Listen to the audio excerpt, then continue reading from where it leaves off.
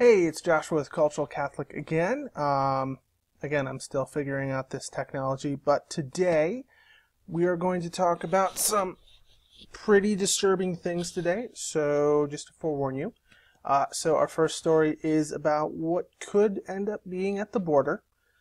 The red wave, and the hurricane response now and the hurricane response in 2017 to Maria. That's largely domestic. Then for international, we'll talk about a call by the mayor of London on Brexit. It's going to be the next one's going to be a little bit of a mashup between domestic and foreign on an alliance of the far right in Europe and America. And then finally, what's going on with the Uyghurs in China.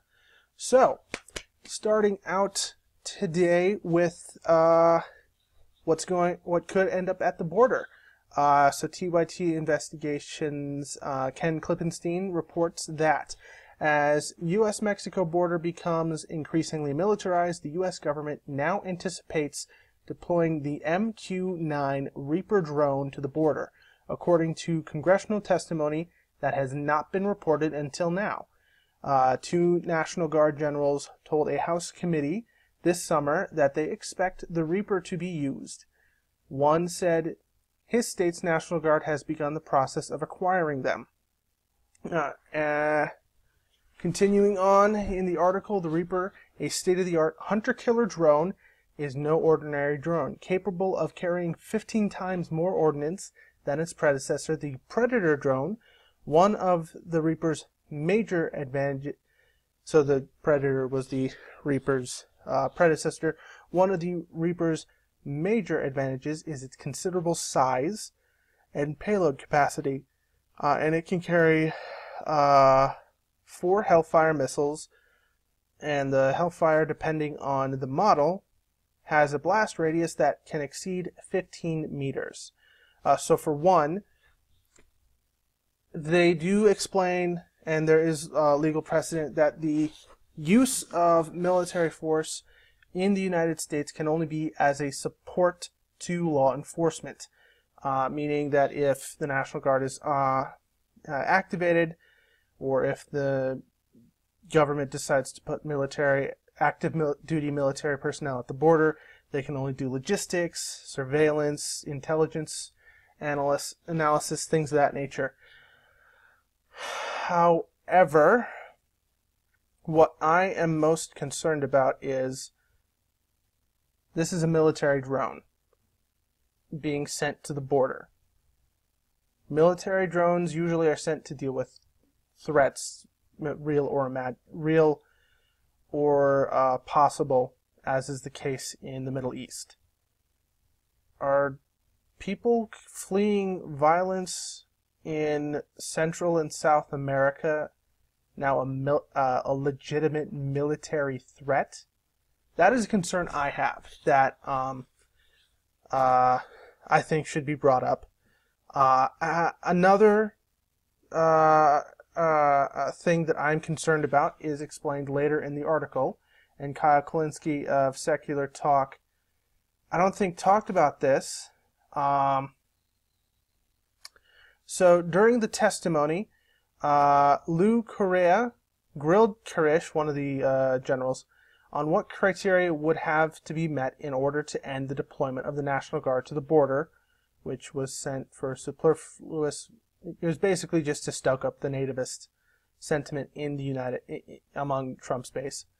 The Trump administration mentioned something to the effect that they would opt to end the deployment of the National Guard to the U.S.-Mexico border when, I quote, "our nation's borders are secure." Correa said, and he thought what definition of our nation's borders would be secure to end the deployment of the National Guard.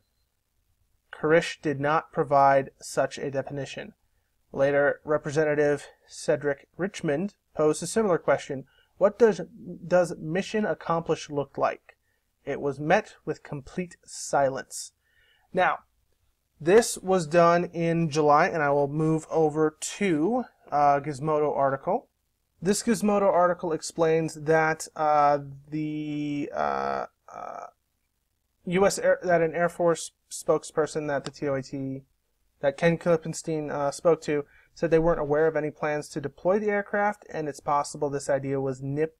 And Gizmodo posits that it's possible that by the nature of the hunter-killer reputation that the Reaper has, the idea was dismissed. Additionally, it's unclear if the Guard itself came up with this idea or if Trump came up with this idea. To be honest, I think it might be Trump who came up with this idea. It would not surprise me. And again, this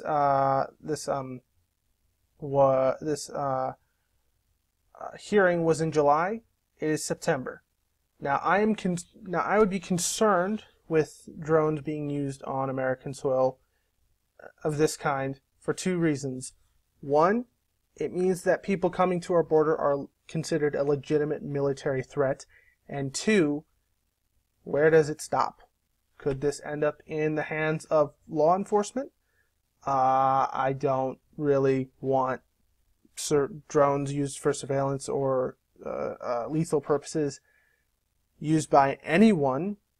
But I understand that it is deemed a cost-effective and safer means to conduct military operations. I'm very concerned that that if this had become a thing, that this could end up spiraling out of control in some way, shape, or form. So there's a theory that a blue wave will occur this upcoming November. However, something that Trump has been consistent on for the last few months is that there's going to be a red wave coming. However, CNN explains that there is zero evidence a red wave is forming in 2018. Now, I don't like CNN all the time, but sometimes they do good work. The article explains President Donald Trump is, according to President Donald Trump, a counterpuncher by nature. So when Democrats and nonpartisan political analysts suggest all signs point to a blue wave in 2018 elections in 56 days' time, Trump has a ready retort: red wave. Now, there is very little evidence to suggest that this is possible. Additionally, the likelihood of this happening is very, very slim. And we shall see why. So since the Civil War, the party that controls the White House has lost House seats in 35 out of 38 midterm elections. The three elections in which the president's party won seats in a midterm were 1934, the Great Depression, 1998, Bill Clinton's impeachment, and 2002, the aftermath of the September 11th attacks, which all had societal and cultural were massive societal or cultural happenings. Since 1946, the average seat loss for a president's party when the president's job approval is under 50% is 36 seats. Last time this happened was with George W. Bush's 38% approval, where he lost 30 seats in 2006 and control of the chamber. Donald Trump's approval rating is 36%. And since direct election of senators in 1913, there have been 26 midterms. The president's party has lost Senate seats in 19 of them. Now, there are three anomalies. Let's see what the net gain was for those. 34, 9 seats. 98, 4 seats. 02, 8 seats. So really, those wins negligible at most. Now,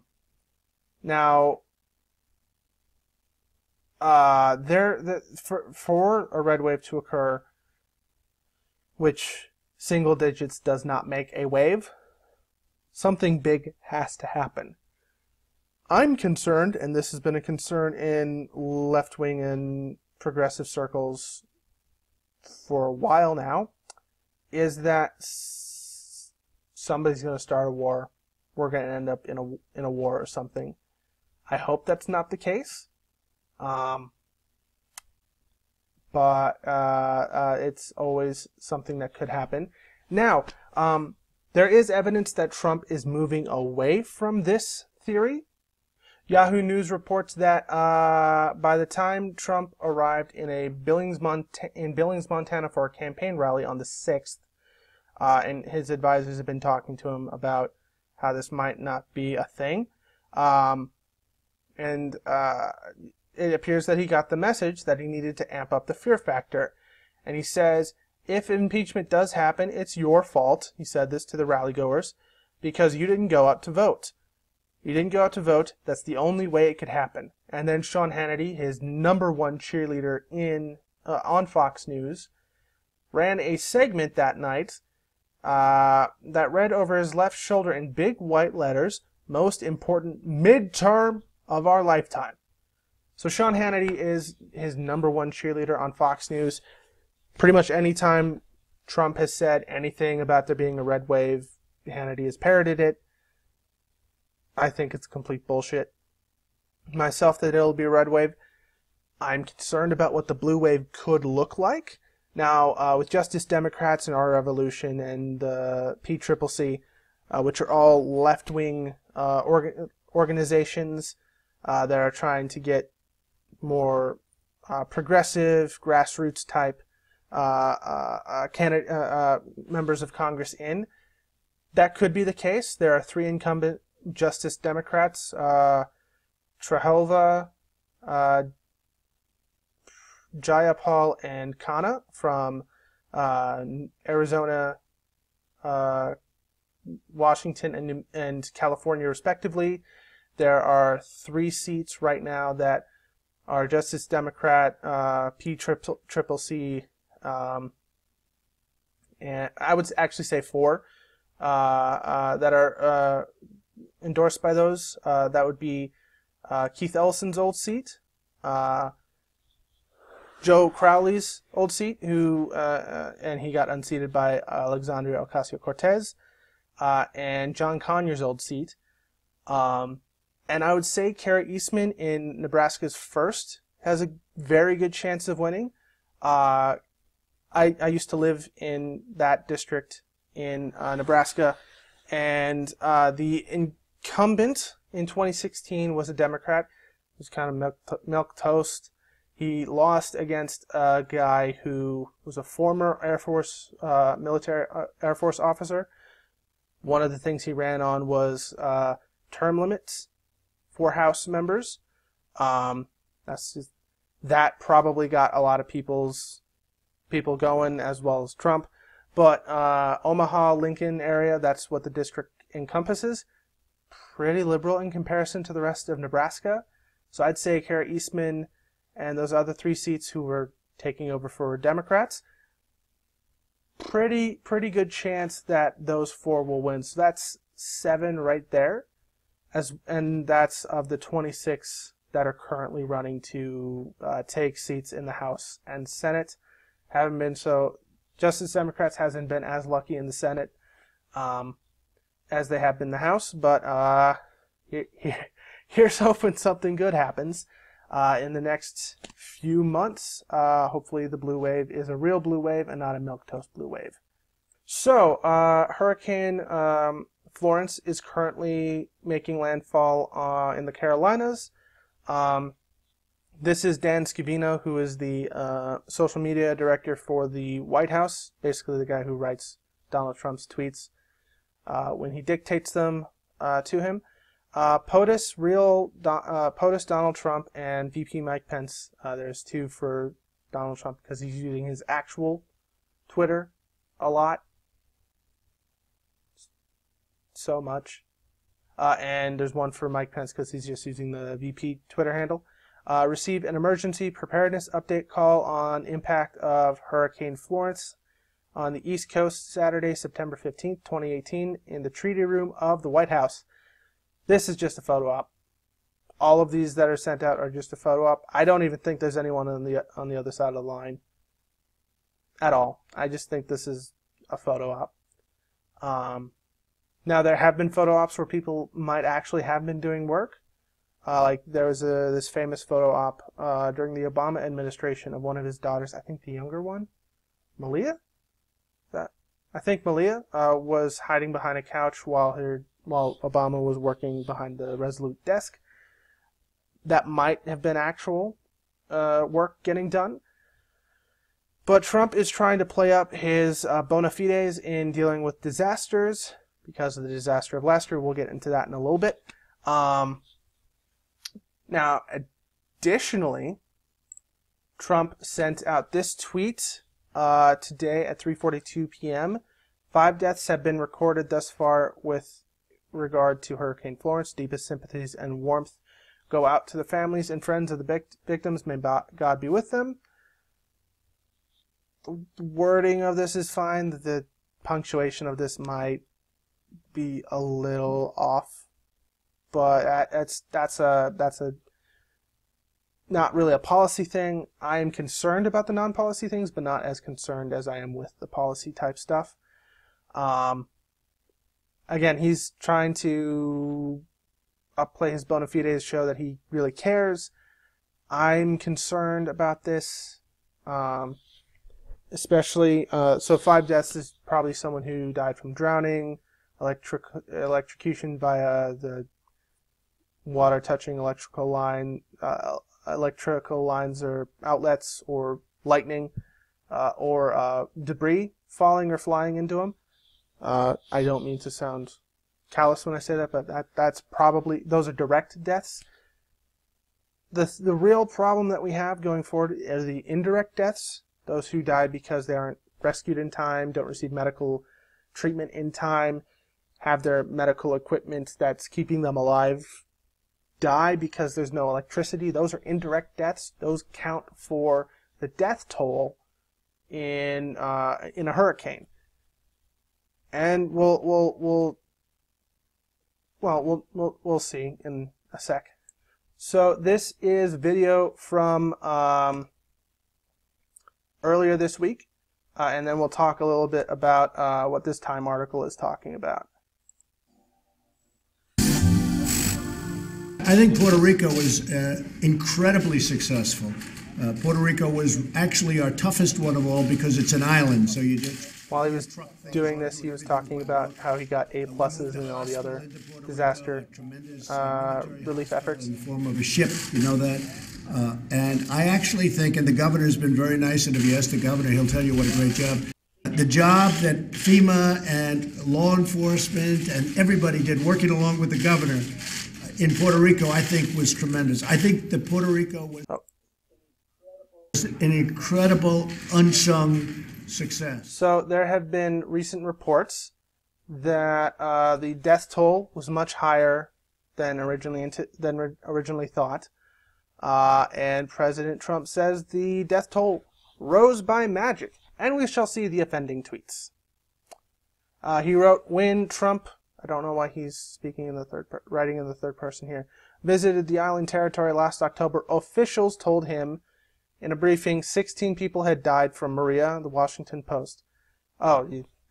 This was long after the hurricane took place. Over many months it went to 64. Then, like magic, 3,000 people killed.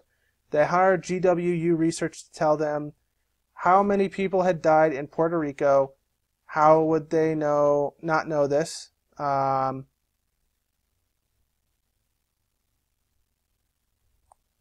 So, like I said last time, the 16 to 64 people, and he quotes 6 to 18 in another tweet.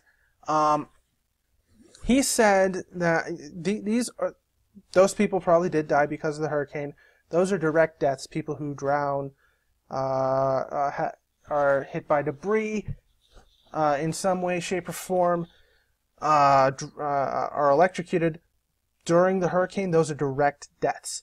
Indirect deaths are various other things that are added to it. And we're going to look at a little fact check video from Jake Tapper and CNN.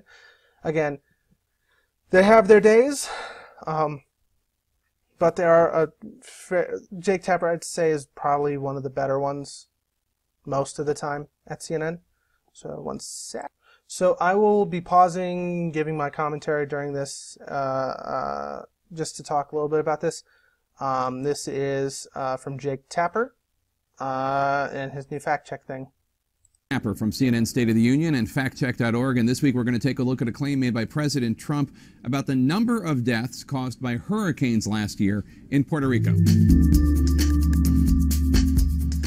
As President Trump and his administration were preparing to deal with Hurricane Florence, President Trump took to Twitter to defend his administration's performance when it came to the hurricanes last year that hit Puerto Rico. He tweeted, 3,000 people did not die in the 2 hurricanes that hit Puerto Rico. When I left the island after the storm had hit, they had anywhere from 6 to 18 deaths. Right, 6 to 18 comes by much. Then, a long time later, they started to report really large numbers, like 3,000. This was done by the Democrats in order to make me look as bad as possible when I was successfely raising billions of dollars to help rebuild Puerto Rico. There's no record of him raising billions of dollars as far as I know. Just add them onto the list. Bad politics. I love Puerto Rico. Yeah, no, he doesn't. True? Do Democrats manufacture a death toll of 3,000 to try to make President Trump look bad? No, that's not true. That's a lie. Now, President Trump is correct. So the original official death toll was what the Puerto Rican government put out. However, after some backlash and things of that nature, they called in George Washington University, their nonpartisan school of public health, and they did a survey. And they found it was closer to 3,000. So this is on level with, not Hurricane Katrina, 9/11. 3,000 people died in 9/11. About. This actually is a little, the actual number, actual estimate number, is a little higher than the estimate number for 9/11. So, this is Donald Trump's 9/11. That's great.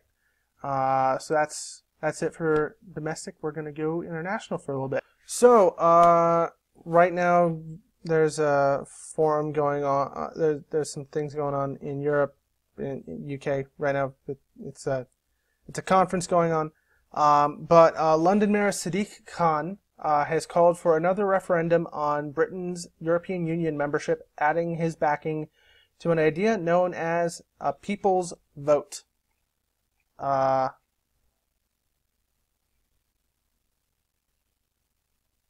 So the intervention in favor of a second no, not right there.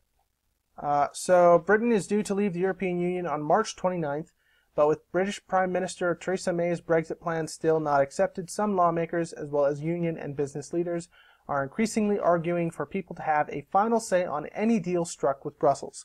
So, 2 years ago, Britain stunned the world by voting to leave the European Union.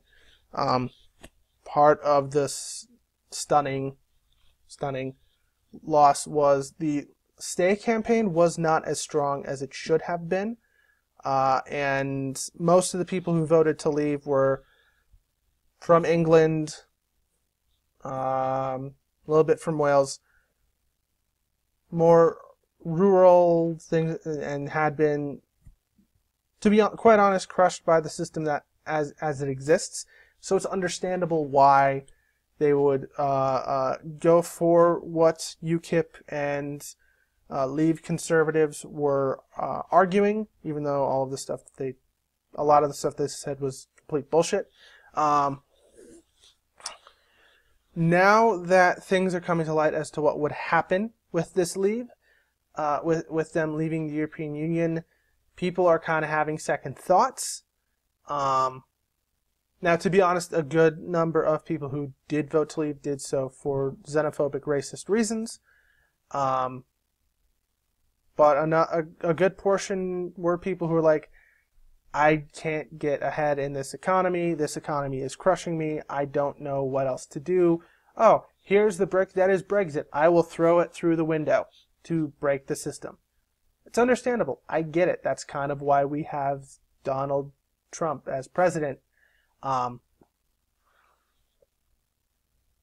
right now, May is against going with the second referendum, saying that the Parliament should be the only body that votes on this. To me, in all fairness, she is ardent Leave conservative, meaning she is one of those conservatives who wanted to leave. She and David Cameron, same party.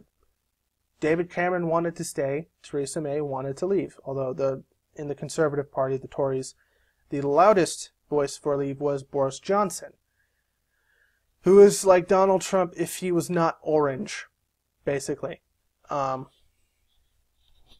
Sadiq Khan is the first Muslim mayor of London. He's very, very progressive, a little farther to the left of Jeremy Corbyn, who is the leader of the Labour Party. Both men are in the Labour Party. I think that this fight could lead to something. Right now, Labour is about to start a 4-day meeting to figure out strategy and things of that nature, so it could end up being part of their strategy going forward. Now onto a sad, sad thing that combines right-wing authoritarian conservatives in America and combining them with right-wing conservative authoritarians in Europe. So, this weekend, some of America's most bombastic conservative leaders, and this is from Mike, for a right-wing convention known as the Eagle Council. Many of the speakers at the 50-year-old convention are household names. So I also have the rebranded white nationalist add-on on my computer. So rebranded white nationalism is alt-right. Alt-right conspiracy theorist Mike Cernovich, MikeCernovich.com. President Donald Trump's former national security advisor Mike Flynn.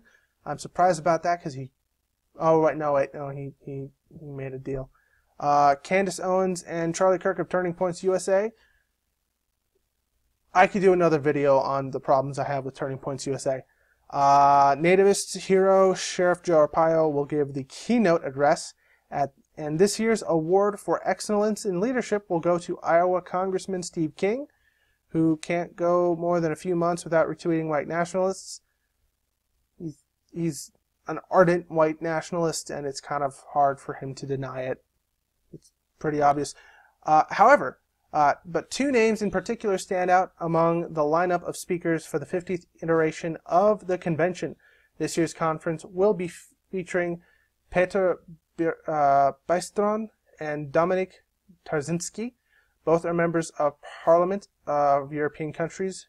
Bystron is from far-right Alternative für Deutschland, or AfD, and Tarzinski is from the nationalist ruling party of Poland.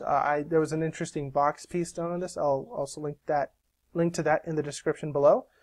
They're only the latest of many nationalist European politicians courted by the pro-Trump American right, which is taking an increased interest in the rapid spread of far-right populism across Europe. So, I'm going to be quite honest with you. This isn't just far-right. This is neo-fascist. A lot of the things that are happening in Europe with Viktor Orban, Marine Le Pen, Alternative for Germany, the PIS in Poland, they're all fairly neo-fascist white nationalist. And that is something that we're seeing again. To be honest, I thought that not even a few years ago, I thought that fascism and neo-fascism was kind of a fringe thing, not really that big. But then things started to get bigger and bigger and bigger. I thought it would stay in Europe. I was afraid it would stay in Europe because that's not good. Because there's a theory in political science that democracies don't fight each other because they're democracies, and authoritarian regimes fight each other because they're authoritarian and want to expand their power. Democracies don't really want to expand their power. They want to keep an equilibrium. And if Europe goes authoritarian, parts of Europe go authoritarian again and other parts don't, that could destabilize the European Union, and then that could lead to some more chaos, possibly even war. I know that's being hyperbolic. But I think we've seen this story before in the 1920s and 30s. And then the only way to stop it was to go to war with Italy and Germany. And I don't want to see that happen. I don't think anyone wants to see that happen. But I'm concerned that could literally become a thing again. And then we have Bannon has become a bigger figure in European neo-fascist circles. And he's working with these groups to get them more powerful. He's been meeting with Marine Le Pen. He's working with the new Italian government to craft a very racist immigration policy. And so we'll see where this goes. This, as well as all sources, will be linked in the description box below. Please do check that. Please do check these out. I don't want you to just take my word for it. And now, finally, a UN panel is arguing or claiming, based off of some sources around the world, various human rights organizations, that 1 million Muslim Uighurs, to be honest, you could have just said Uighurs, and if you know anything about Uighurs, they're pretty much exclusively Muslim, are being held in secret China camps. So just calling them camps is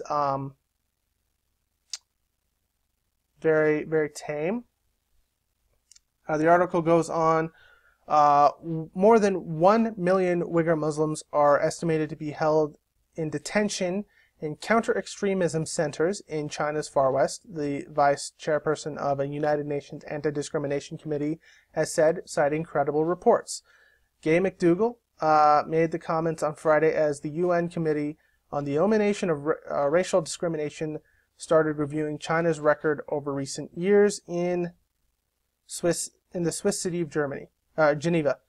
So this article on Al Jazeera came out in August on the 10th.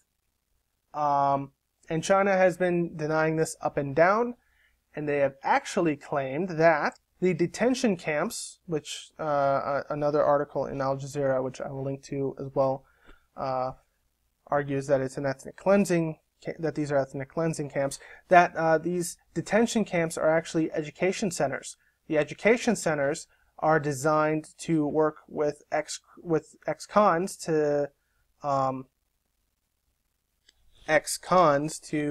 give them skills to go out into the workforce.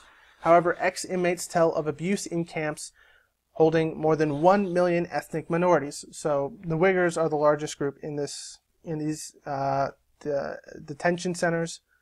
There are other Muslim minorities, but the biggest is the Uyghurs. And most of that is because the Uyghurs have a history of wanting to be of separatism, and they've been using the war on terror to kind of crack down on being ethnically Uighur. So 2 former detainees of a re-education camp told The Guardian that they were forced to learn Mandarin Chinese, sing patriotic songs, and study Chinese communist doctrine. Both said they were not taught any vocational skills. This is just arbitrary detention. The Human Rights Watch has been reporting that detainees have described being denied food, being shackled or forced to stand for 24 hours, and being subjected to solitary confinement and sleep deprivation. There was one detainee, prisoner, victim, who was put in iron clothes, which was basically a bunch of iron claws to keep him standing and immobile for 12 hours. Just for fun. And another woman from a female camp described one woman being shackled, her hands and feet together, for 4 days straight. This is not re-education. This is not job training. As a law professor argues in an Al Jazeera opinion piece, this is ethnic cleansing. We'll actually see some evidence that the idea that these are re-education centers is bullcrap even further in an Atlantic article. So citizen journalists, journalists and academics have been scrubbing through the internet, the Chinese language part of the internet, looking through Baidu, Google, things of that nature, and have been finding things and collecting them to maintain records. So a professor of Chinese history, Timothy Gross, tweeted that officials celebrated the ribbon cutting of a re-education center in Yuli, Xinjiang, while Uyghurs, Kazakhs, and Hui suffered within its walls. So the characters right here are Chinese, and they say re-education center, and re-educating them to not be Uighur. And this is Uighur right here, and it's basically saying the same thing. So they're not vocational training centers. They are re-education camps to make Uyghurs not Uyghurs anymore. Furthermore, one second. Another piece of evidence that suggests that this is not really job training is that official recruitment notices for camp administrators, which he told me have been Professor Zenz from a school in Germany. Suspiciously low educational requirements such as middle school education. If the camps were really vocational schools, as the government now claims, they would be recruiting staff with college degrees. Zen said, adding that that's the level of education typically required to work in such schools in China. So, right there on the internet, recruiting, China's lying to us, and it's quite plain. Additionally, there are activists utilizing Google Earth to look at the progress of the size of these camps. One activist is a Chinese law student in Canada who's been working with various journalists to confirm these things, help them figure things out, because he's from China. He knows how to read Mandarin Chinese characters and is able to help confirm certain things. Additionally, there are also pictures like this. This is from a Uighur activist somewhere. She is concerned about her safety and her family's safety. So when the Atlantic journalist reached out to her, she made sure she was as discreet as possible. So right here are a bunch of men these look like prison uniforms. Right over here are police. And then there's some stuff right here, some police right here, and some government and some officials here. It does seem like there are a lot of cops around the edge and walking amongst the groups. I don't think a vocational training center would have a police presence that strong. And there are lots of other things. Read the articles, especially the Atlantic article. It explains a lot more in a lot greater detail than I feel that I am qualified to explain.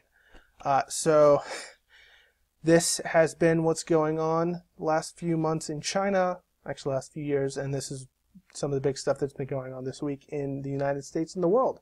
So I will see y'all next week.